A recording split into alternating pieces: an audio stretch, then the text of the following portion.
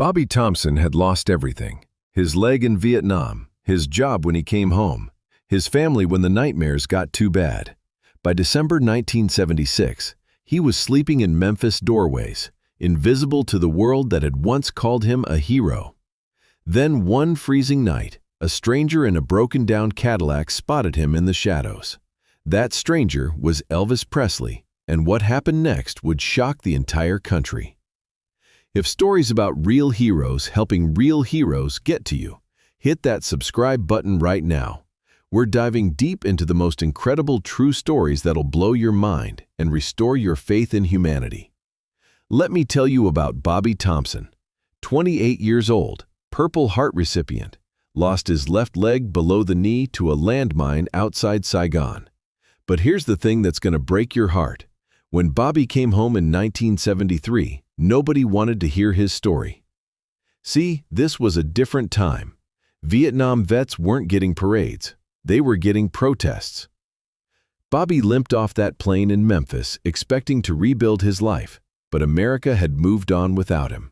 He tried everything. Applied for jobs. Sorry, we don't need troublemakers. Tried to reconnect with his high school sweetheart. I've changed, Bobby. You've changed too. Even his own family started avoiding him when the nightmares got bad, and he'd wake up screaming about Charlie in the trees. By 1976, Bobby was living on the streets of Memphis, surviving on whatever change people threw his way. Most folks just walked past like he was invisible. And honestly, that's exactly how Bobby felt, like a ghost haunting a country that wanted to forget he existed. December 18, 1976. Memphis was hit by the worst cold snap in decades. We're talking 15 degrees, wind cutting through you like a knife. Most people were home by their fireplaces, but Bobby? He was huddled in the doorway of Lansky Brothers clothing store on Beale Street, trying to stay alive. Here's what Bobby didn't know. Across the street, Elvis Presley's pink Cadillac had just broken down. Now you gotta understand something about Elvis in 1976. The man was dealing with his own demons. Prescription pills, weight gain, depression.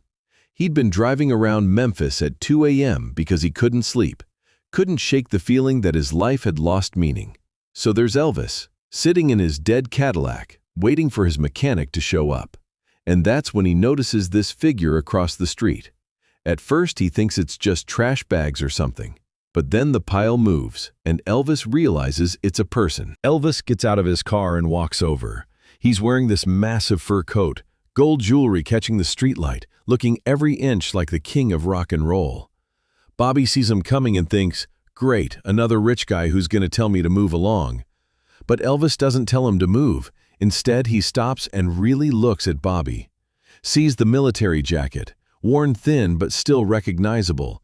Sees the purple heart pin Bobby kept on his chest like a reminder of who he used to be.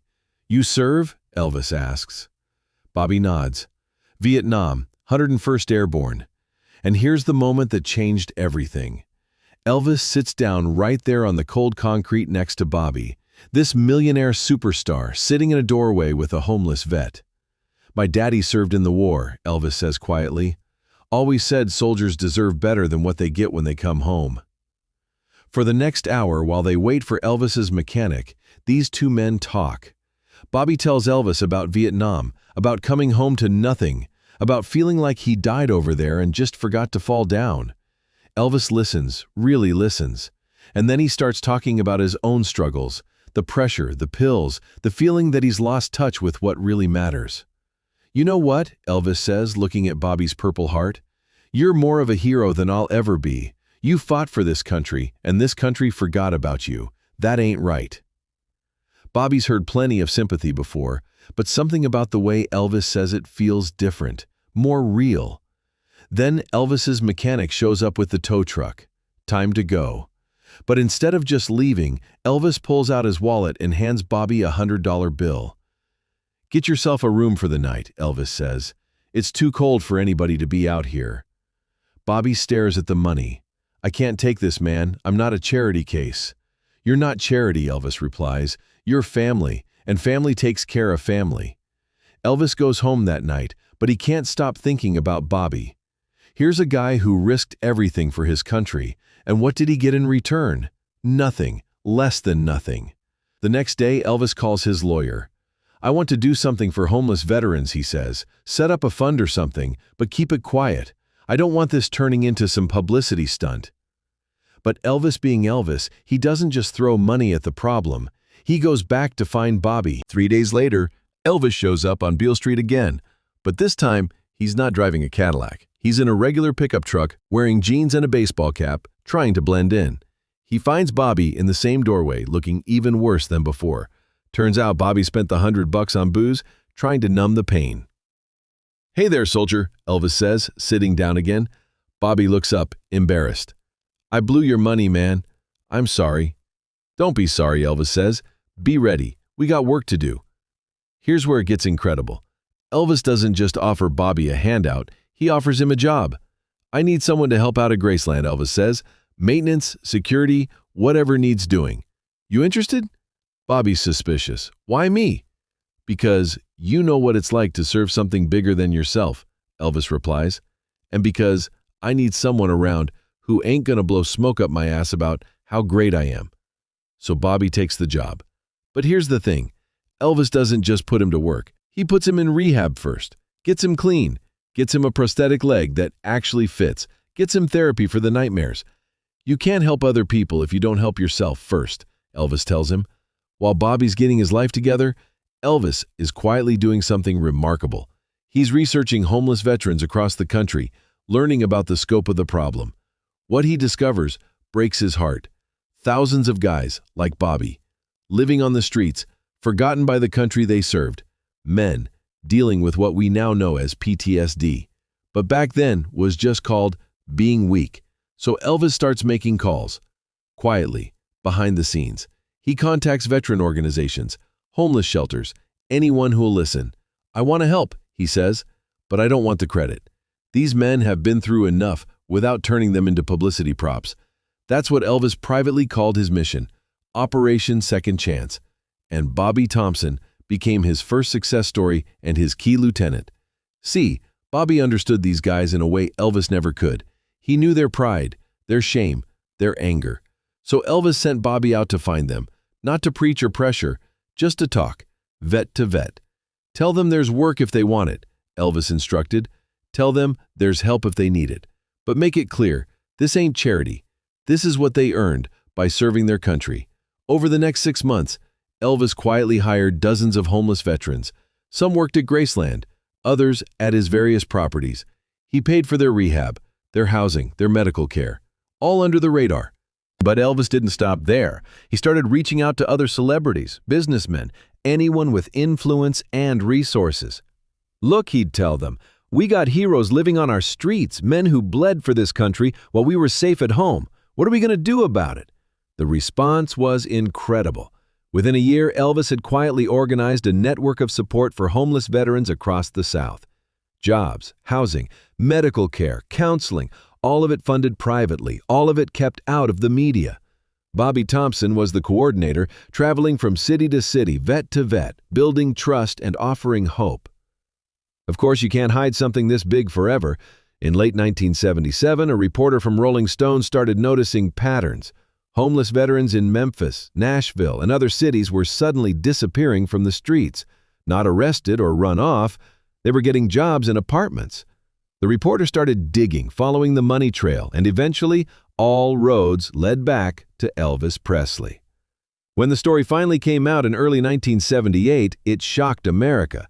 Here was Elvis Presley, the king of rock and roll, quietly running the most effective homeless veteran program in the country. The article revealed that Elvis had spent over $2 million of his own money helping more than 500 homeless veterans get back on their feet.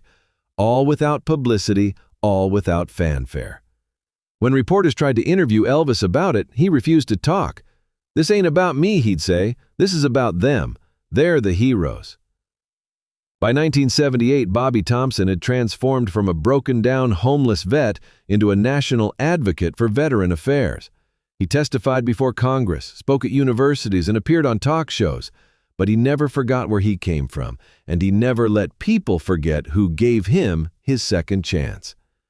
"Elvis didn't just save my life," Bobby would tell audiences. "He gave me back my purpose. He reminded me that serving my country didn't end when I came home from Vietnam. It just changed form." Elvis's quiet revolution had sparked something bigger. Other celebrities started similar programs. Politicians began paying attention to veteran homelessness. Corporate America got involved. What started with one man sitting next to another man in a doorway became a national movement. When Elvis died in August 1977, Bobby Thompson was one of his pallbearers.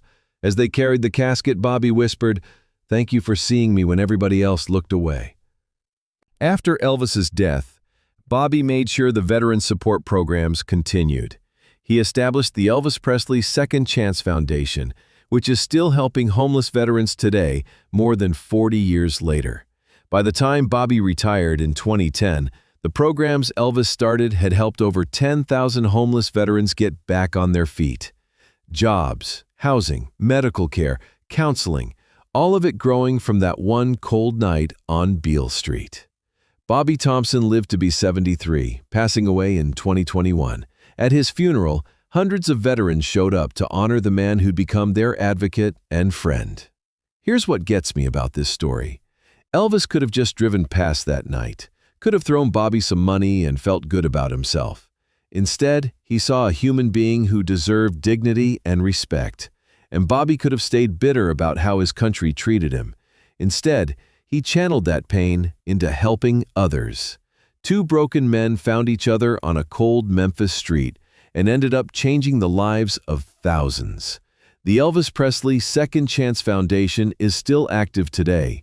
They've expanded beyond homeless veterans to help all struggling vets readjust to civilian life.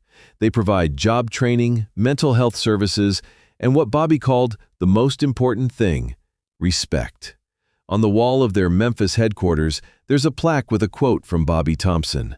"Elvis taught me that being a hero isn't about what you did yesterday. It's about what you do today for someone who needs help." Bobby Thompson spent the rest of his life telling this story because he wanted people to understand something important. Real change happens one person at a time, one conversation at a time, one act of kindness at a time. That cold December night in 1976, two men sat in a doorway and talked. One was the king of rock and roll. The other was a forgotten war hero. Together, they started a movement that's still changing lives today. And it all began because Elvis Presley decided to see a homeless veteran not as a problem to be avoided, but as a hero who deserved better. This story proves that sometimes the most powerful thing you can do is simply see someone who's been invisible. If Bobby and Elvis's story moved you, smash that subscribe button and let us know in the comments. How can we better support our veterans today? Hit that notification bell because we've got more incredible stories coming that'll change how you see the world.